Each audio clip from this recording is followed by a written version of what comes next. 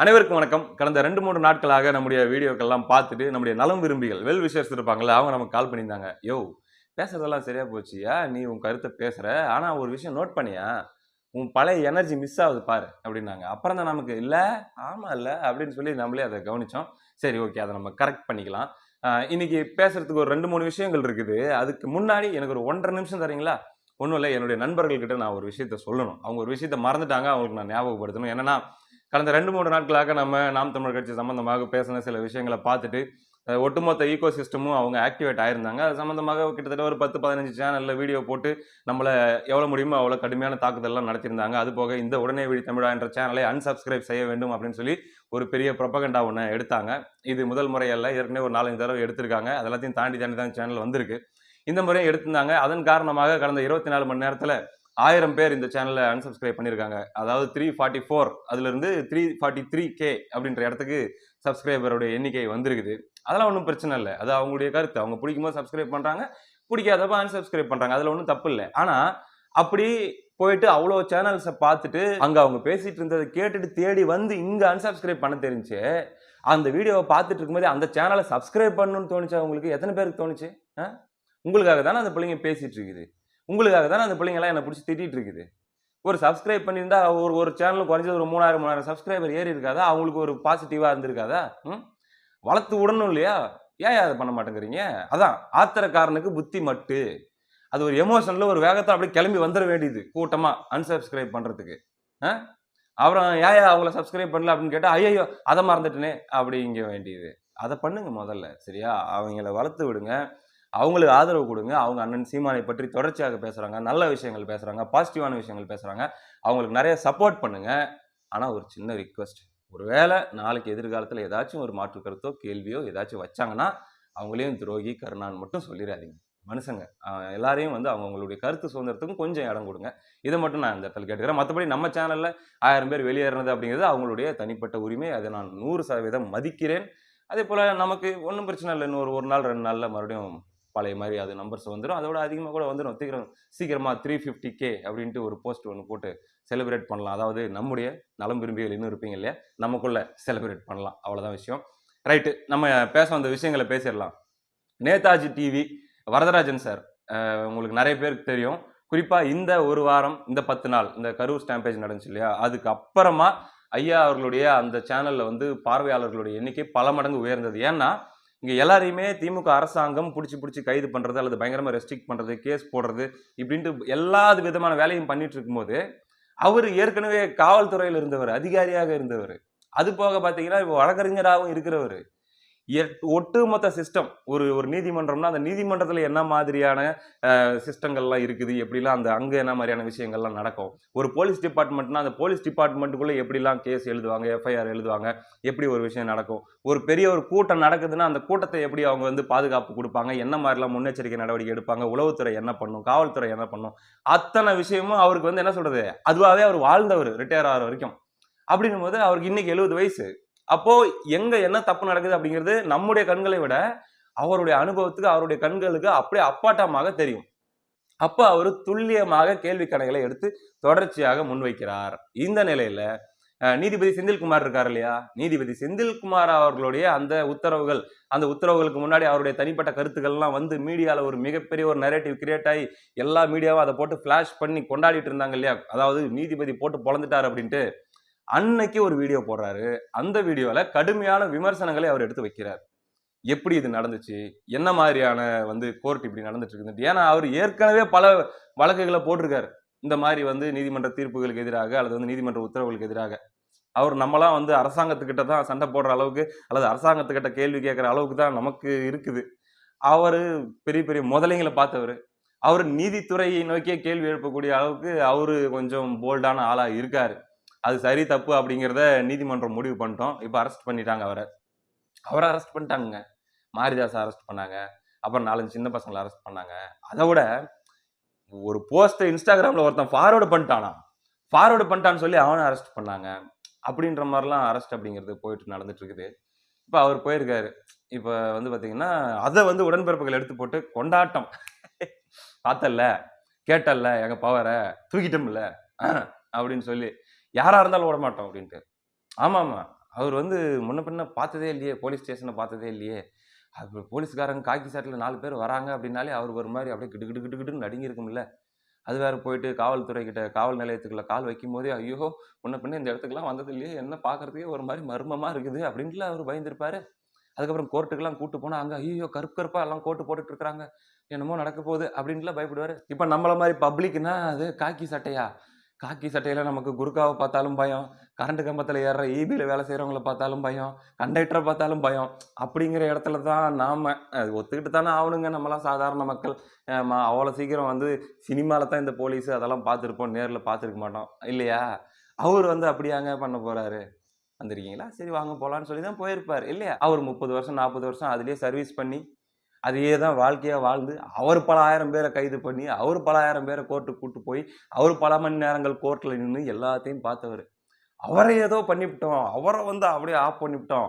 அவரையே கதற விட்டுட்டோம் அப்படிங்கிற மாரி உடன்பிறப்புகள் ஒரு பக்கம் கொண்டாடிட்டு இருக்கிறாங்க. நீதிபதிக்கு எதிராக கருத்து தெரிவிச்சு செஞ்சார் அப்படின்னா, அது இப்ப ஒரு விசாரணைக்கு போகும். அல்லது வந்து அதுல என்ன ஏதுன்னு பார்த்துட்டு, அவர் மேல தவறு இருந்தா அதுக்கு என்ன சொல்லணுமோ எல்லாம் சொல்லிட்டு, வெளிய வந்துருவாரு. கண்டிப்பா வெளிய வந்துருவாரு. வெளிய வந்தா என்ன பண்ணுவார்? வெளிய வந்தா மாரிதாஸ் என்ன பண்ணார்? ஆமா. மதியானம் கைது பண்ணி சாயந்தரம்லாம் வெளிய வந்துட்டார் இல்லையா? அதாவது ஏற்கனவே ஒரு ஒரு வீடியோவ ரெடி பண்ணி வச்சுட்டு, ரைட் இதெல்லாம் நம்ம பேசப் போறோம் அப்படின்னு ஒரு மைண்ட் செட்ல இருந்தார். அவர் அப்படி அரெஸ்ட் பண்ற மாரி அரெஸ்ட் பண்ணி கூட்டிட்டு போய் இப்படி சொரிஞ்சு விட்ட உடனே, ஒரு 2 பாயிண்ட் ஏத்துனாரு ட்ரீட்மெண்ட்ல. வந்து பண்ணாரா? இப்ப ஐயா வரதராஜன் அவர்கள், அவர் ஏற்கனவே சொல்லிட்டு தான் பண்ணாரு. "ஏய் நீ என்ன என்ன வேணா பண்ணு நான் பார்த்துக்கிறேன்" அப்படின்ட்டு. பண்ணிட்டீங்க.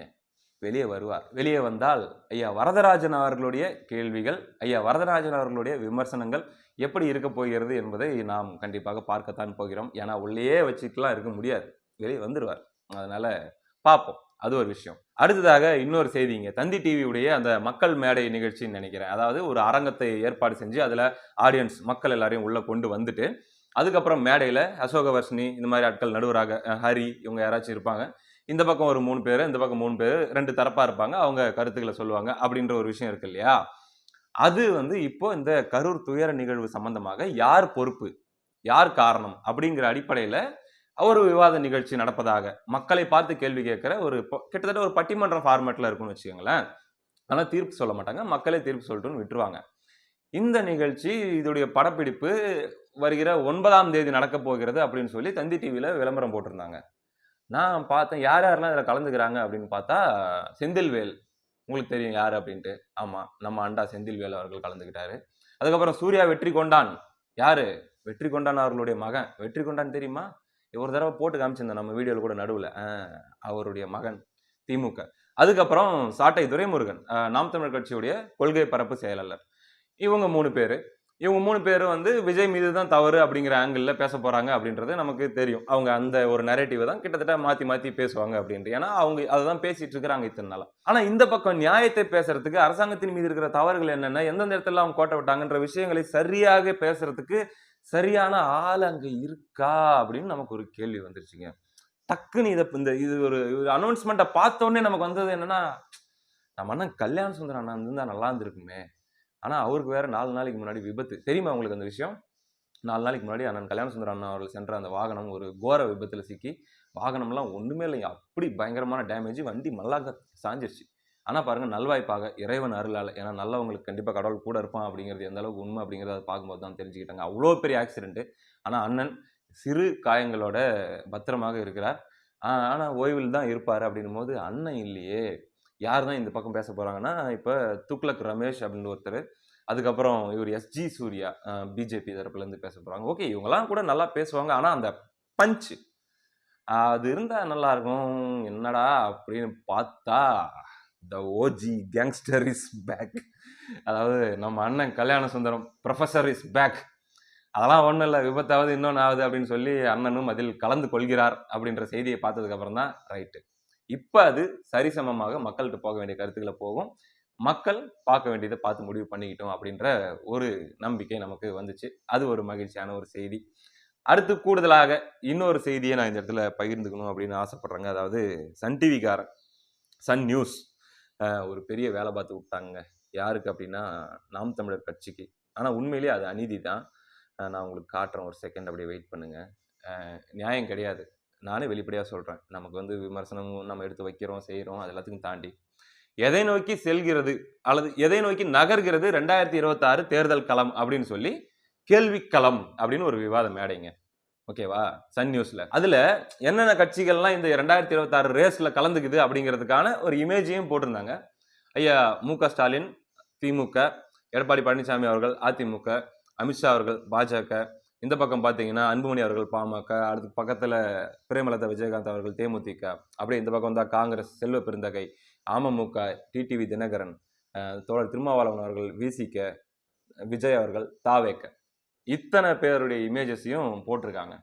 இதுல நாம் தமிழர் கட்சி சார்ந்த நாம் தமிழர் கட்சியின் தலைமை ஒருங்கிணைப்பாளர் அண்ணன் சீமான் அவர்களுடைய படமும் நாம் தமிழர் கட்சி இந்த போட்டியில 2026 போட்டியில இருக்குது அப்படின்றத கூட காட்டாம சன் நியூஸ் வந்து இப்படி ஒரு விவாதத்தை நடத்துறாங்க அப்படிங்கிறது நாம் தமிழர் கட்சி மத்தியில் பெரிய ஒரு கொந்தளிப்பை ஏற்படுத்தியிருக்கிறது. நாம் தமிழர் கட்சியுடைய பொறுப்பாளர் இடும்பாவனம் கார்த்தி அவர்கள் கூட அதுக்கு தன்னுடைய கோபத்தை வெளிப்படுத்தியிருக்காரு. இப்படி பண்ணியிருக்கீங்களே, இதெல்லாம் நியாயமா அப்படின்னு சொல்லி கேட்டிருக்காரு. உண்மையிலேயே நியாயமே கிடையாது, துளியும் அறமற்ற செயல். ஏன்னா தேமுதிகலாம் எவ்வளோ ஓட்டு இருக்கு இன்னைக்கு தேதிக்கு?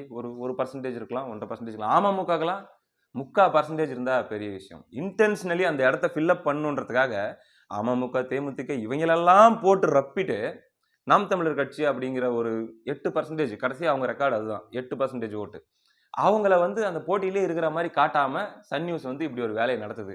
இது நியாயமா அப்படின்னு கேட்கக்கூடிய நாம் தமிழர் கட்சி நண்பர்களுடைய அந்த கேள்வி மிக மிக நியாயமான ஒரு கேள்வி. அவங்க பண்ண மாட்டாங்க. நான் நேற்று வீடியோவில் சொன்னேனே, உங்களுக்கு ஞாபகம் இருக்கா? அவங்க வந்து நீங்க கடுமையா விஜயை தாக்குறது, விஜயை கண்டமேனிக்கு திட்டுறது, அப்படி பொண்ணு புதைச்சிருவேன் என்ன பேசினாலும் அதெல்லாம் எடுத்து ஃபிளாஷ் பண்ணுவாங்க. நீங்க பேசிட்டு இருக்கும்போதே அப்படியே லைவ்ல வந்துட்டே இருக்கும் கார்டு, நியூஸ் கார்டு போட்டுக்கிட்டே இருப்பாங்க. அவங்களுடைய சன் நியூஸ்ல போட்டு அப்படியே சும்மா உங்களுக்கு அப்படி ஊடக வெளிச்சம் கொடுத்துட்டே இருப்பாங்க. எதுக்கு? விஜயை ஹேண்டில் பண்றதுக்கு, விஜயை டார்கெட் பண்றதுக்கு, உங்களை பயன்படுத்திக்கிறதுக்கு அவங்க அதெல்லாம் பண்ணுவாங்க. அதுக்காக வந்து தேர்தலுக்கு இந்த மாதிரி ஓட்டு சம்பந்தப்பட்ட விஷயத்துக்கு போட்டியில நீங்க இருக்கிறீங்க அப்படின்ற மாதிரியான விஷயங்கள் எல்லாம் உங்களை வளர்த்து விடக்கூடாது அப்படிங்கிறதுல அவங்க ரொம்ப தெளிவா இருப்பாங்க அப்படின்னு நேற்று நான் சொன்னேன்னா, பயன்படுத்தும் போது பயன்படுத்திக்குவாங்க. எங்க கழட்டி விடணுமோ, எங்க நீங்க வளர விடாம பாத்துக்கணும் அப்படின்றதுலயும் அவங்க ரொம்ப ரொம்ப தெளிவா இருப்பாங்கன்ட்டு அதோடைய சின்ன சாம்பிள் தான் இது. இது வெறும் சின்ன சாம்பிள். இன்னும் நிறைய இருக்கு. இன்னும் மாதங்கள் போக போக இன்னும் நிறைய இருக்கு. அதனால வந்து அவங்க அதைத்தான் பண்ணுவாங்க. சன் நியூஸ்ல நீங்க வரணும் அப்படின்னு ஆசைப்பட்டீங்க அப்படின்னா, சன் நியூஸ்ல உங்களுடைய பேச்சுகள் வரணும் அப்படின்னு ஆசைப்பட்டீங்கன்னா, சன் நியூஸ்ல உங்களுடைய பிரஸ் மீட்டுகள் வரணும் அப்படின்னு ஆசைப்பட்டீங்கன்னா, விஜயை திட்டுங்க. விஜயை போட்டு கண்ட மேனிக்கு வச்சு வெளுத்து விடுங்க. கண்ட மேனிக்கு திட்டுங்க. சன் நியூஸ்ல கவரேஜ் உங்களுக்கு நல்லாவே கிடைக்கும். ஆமா. அதனால அது உங்க இஷ்டம். சன் நியூஸ்ல உங்களுக்கு கவரேஜ் வேணுமா வேணாவா அப்படிங்கிறது. அது பார்த்துக்கங்க. அடுத்ததாக மரியாதைக்குரிய தோழர் திருமாவளவன் அவர்கள், விசிக கட்சியினுடைய தலைவர், அவர் ஒரு பதிவு ஒன்று போடுறாரு ட்விட்டர்ல என்ன பதிவு போடுறாருன்னா, இந்த மாதிரி கரூர் ஸ்டாம்பேஜ் இந்த விஷயத்துல உயிரிழந்த அத்தனை பேருக்கும் அவங்களுடைய கட்சியின் சார்பாக நினைவேந்தல் அப்படின்ற ஒரு விஷயத்த நடத்த போறதாக அவர் போடுறாரு. இருங்க, அந்த போஸ்ட்டை நான் தேடிட்டு இருக்கிறேன், எடுத்துக்கிறேன். அந்த அந்த அந்த அந்த 5 செகண்ட் 10 செகண்டுக்கு தயவு செஞ்சு மன்னிச்சிருங்க. இந்த டக்குன்னு எடுத்துடுறேன். எடுத்து வச்சிருக்கணுமில்லடா அப்படின்னு நீங்க கேட்காதீங்க, அதை எடுத்துட்டேன். அக்டோபர் 7 காலை 10 மணி அளவில் கட்சியின் தலைமையகம் அம்பேத்கர் திடலில் கரூர் கொடுந்துயரமான நெரிசலில் பலியான 41 பேர்களுக்கு விசிக சார்பில் அஞ்சலி செலுத்தப்படுகிறது. இயக்கத் தோழர்கள் பங்கேற்று அஞ்சலி செலுத்த வேண்டுகிறேன் அப்படின்னு சொல்லி போட்டிருக்காருங்க. தப்பு இல்லை. அஞ்சலி செலுத்துறது அப்படிங்கிறது ஒரு மாண்பான ஒரு விஷயம், நல்ல விஷயம். அஞ்சலி செலுத்தணும். ஆனா அவங்க பயன்படுத்தியிருக்கிற அந்த படங்களை பார்த்தீங்களா? இதுலயே நான் பிளர் பண்ணி தான் போடுவேன். எந்த அளவுக்கு ஒரு நுட்பமான ஒரு மட்டமான செயல் அப்படிங்கிறத நீங்க நோட் பண்ணீங்களா? ஒரு பதிவை போடுறீங்க அப்படின்னா இறந்தவர்களுடைய மாண்புன்னு ஒன்று இருக்குது. இப்போ ஒன்றும் இல்லை, ஒரு உதாரணத்துக்கு சொல்லணும். ஐயா கருணாநிதி அவர்கள் மறைஞ்சிடறாரு அப்படின்னு வச்சுக்கலாமே. கருணாநிதி அவர்கள் மறைஞ்சிட்டாரு அப்படின்னா, கருணாநிதி அவர்கள் ஆஸ்பத்திரியில் ரொம்ப முடியாமல் இருந்த படத்தையோ, அல்லது வந்து அவர் இறந்ததுக்கு அப்புறம் அவருடைய சடலத்தை வச்சிருக்கிறாங்க இல்லையா, அந்த படத்தையோ ஒரு பெரிய போட்டோ ஃப்ரேமா வச்சு மாலை போட்டு அஞ்சலி செலுத்த மாட்டாங்க இல்லையா?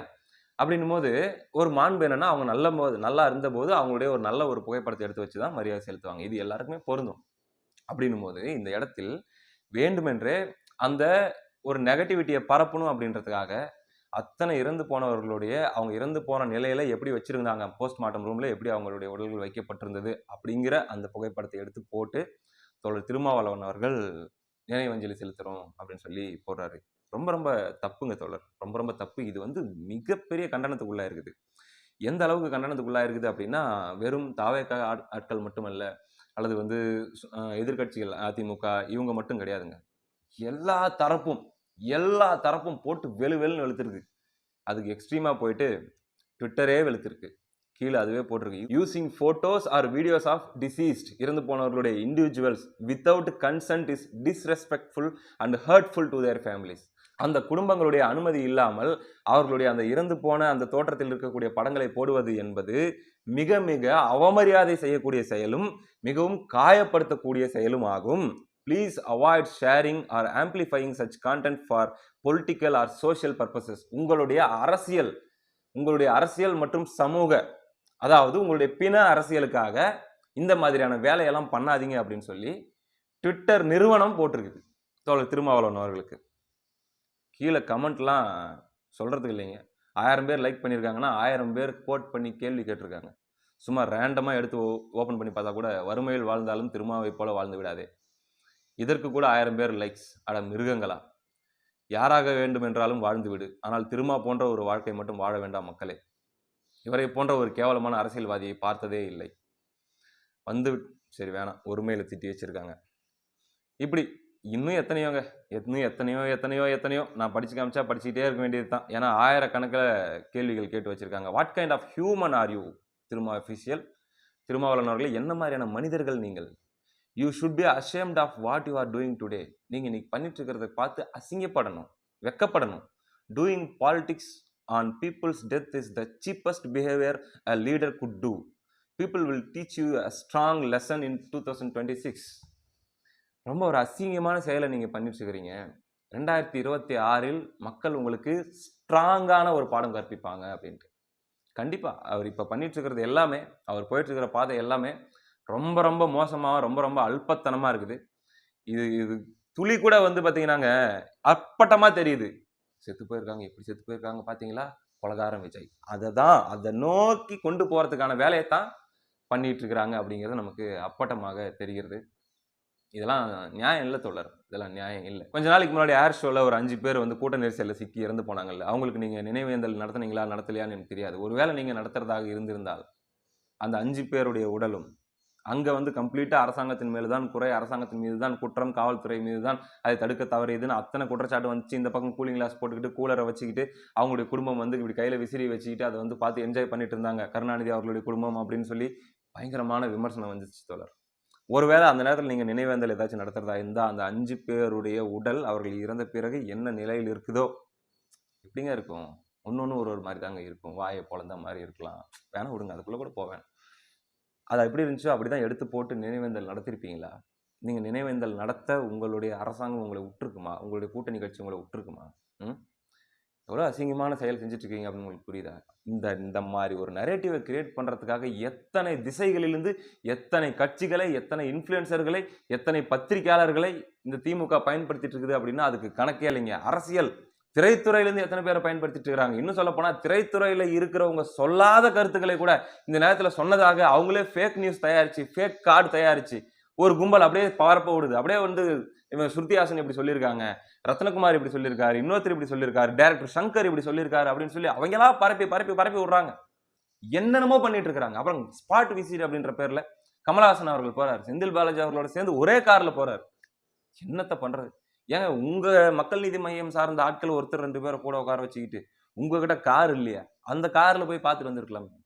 எவ்வளோ கண்ணு முன்னாடி எப்படி காணாம போறீங்க பாருங்க. நான் மீண்டும் மீண்டும் சொன்னேன், என் நண்பர்களுக்கும் சேர்த்து சொன்னேன், திமுகவை ஆதரிக்கிற அல்லது மறைமுகமாகவோ நேரடியாகவோ திமுகவுக்கு துணை போகிற செயல்களில் ஈடுபட்டால் திமுக எதிர்ப்பு அப்படிங்கிற விஷயத்தில் உங்களுடைய அந்த ஃபோர்ஸ், உங்களுடைய அந்த பயங்கரமான அந்த வீரியம் என்பது எப்போ வந்து நீர்த்து போக குறைய ஆரம்பிக்குதோ உங்களுடைய அடையாளத்தை நீங்கள் தொலைப்பீர்கள், இழப்பீர்கள்ன்ட்டு எப்படி இழந்துட்டு நிற்கிறாரு பாருங்க கமலஹாசன் அவர்கள். செந்தில் பாலாஜி அவர்களோட சேர்ந்து போய் கார்ல போய் நின்று பேச வேண்டிய நிலை, அவரா ஆசைப்பட்டு போறாரு, பேச வேண்டிய நிலை, போய் பேசிட்டு வராரு அவர் ஒரு பக்கம்.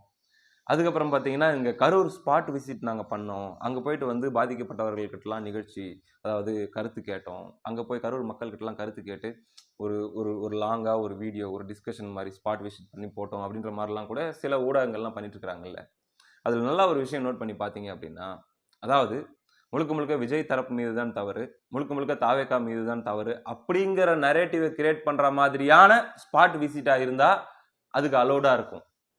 அது நடக்கிறதுக்கு அனுமதி இருக்கும், பாதுகாப்பு கிடைக்கும், எல்லாமே பண்ண முடியும். அவங்களுடைய கேமரா டீமோட, அவங்களுடைய ஒட்டுமொத்த மீடியா டீமோட அவங்களால போக முடியும், எல்லாமே பண்ண முடியும். ஆனா இல்ல அரசாங்கத்தின் மீது தவறு இருக்குது அப்படிங்கிற விஷயத்த எடுத்து பரப்புறதுக்கு, அப்படிங்கிற ஒரு பெர்ஸ்பெக்டிவை எடுத்து போடுறதுக்கு கரூர்ல ஸ்பாட் விசிட் இப்ப யாராச்சும் இப்ப மீடியால இருக்கக்கூடிய இப்ப நக்கீரன் மாதிரி இன்னும் சிலதுக்கெல்லாம் இருக்கிறாங்க இல்லையா?